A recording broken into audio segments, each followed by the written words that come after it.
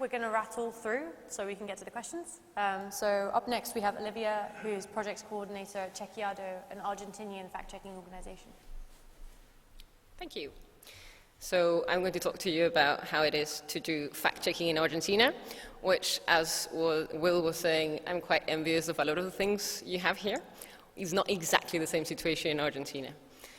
So basically what we need to do fact-checking, breaking into three, or some of the elements we need, is we need politicians and public figures to use evidence and care about using evidence so that we can actually fact-check them when they say it. Not all public figures care about evidence, not all of them use it, and so we also have to find other ways to put forward evidence when something is not being talked about or public figures are not using it.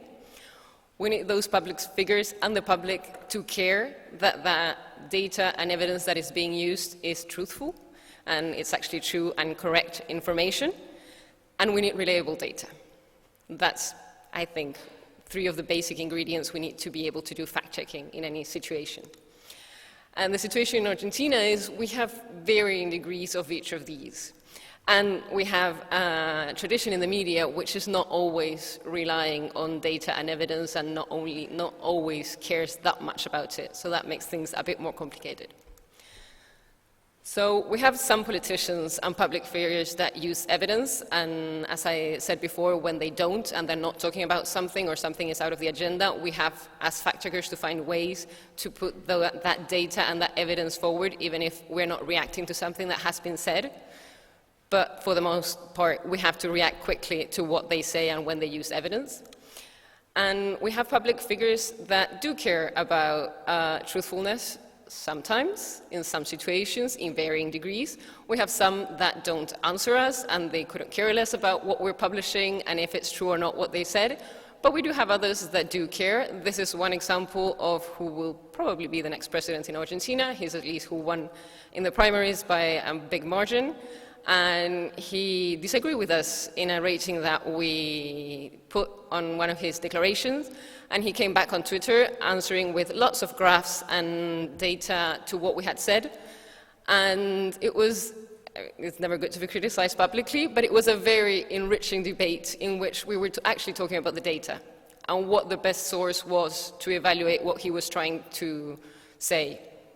And in the middle of his criticism of our work, he said, I still want to say that I respect Chequeado and I think that the work they do is honest and useful to understand Argentine reality. So we do have some public figures that do care about what we say, about the fact that they are perceived as telling the truth and being truthful about what they say. This is another example for the last few years when we do our live fact-checking of the president's speech, kind of his big speech, sort of the State of the Union speech he gives. For the last few years, they've been sending us in advance all the phrases they think are fact-checkable and the source of those statements, so that we can have them when we do the live fact-checking, which is for us also proof that they do care about how they're seen and that they're seen as being honest towards the public. The public cares to some extent, and some public cares, and these are examples of comments we get to a debunk we did to a misinformation. And so this is people that receive this piece from us, which are not our normal audience, because of course we have the people that we reach all the time who are interested in facts and in data, and then we have a lot of people that we don't necessarily reach. We have lots of alliances in Argentina with different media, so we have the widest possible audience, and not only the audience that comes to Chequeado, but then through our third-party fact-checking alliance with Facebook, we get to people who posted misinformation without knowing. And a lot of the comments we get back are in this kind of tone, saying, thank you very much, I had no idea, I have shared misinformation, oh, it's so bad that these things are going around, we should be more careful next time, and all these kind of comments that show that a lot of people, when confronted that they have shared misinformation, care about that, regret it, and are quite happy to have the debunk and to know that it was not true.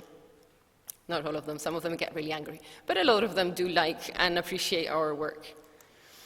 And we have some reliable data, and this is where things get more complicated for us in our fact-checking. We have problems with how the information is collected.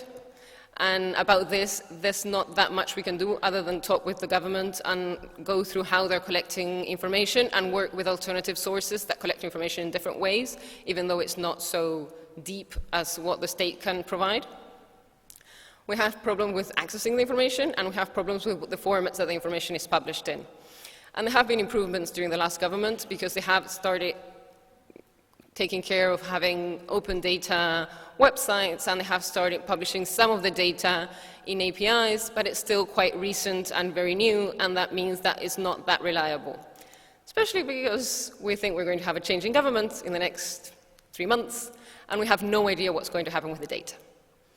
So the government that will probably win doesn't have the best track record with data. They actually manipulated all the inflation and poverty figures between 2007 and 2015, until the change of government in 2015. And of course they say that this time it will be different, but we don't really know. And we don't know if they'll change what they've already been publishing. We don't know if they'll keep publishing the same things. We don't know what format they'll be doing it in. So there's a lot of things we don't know about what data we will count with in the next government. So there are things that we want to do and we want to work on. One is to store all the public data in a reliable way, because we don't know if it will be available in government websites. And we want to move forward together with Full Fact and with Africa Check in integrating the data to our automatization process much more. Of course, all this will depend on what data and how we can get it in the future. Thank you.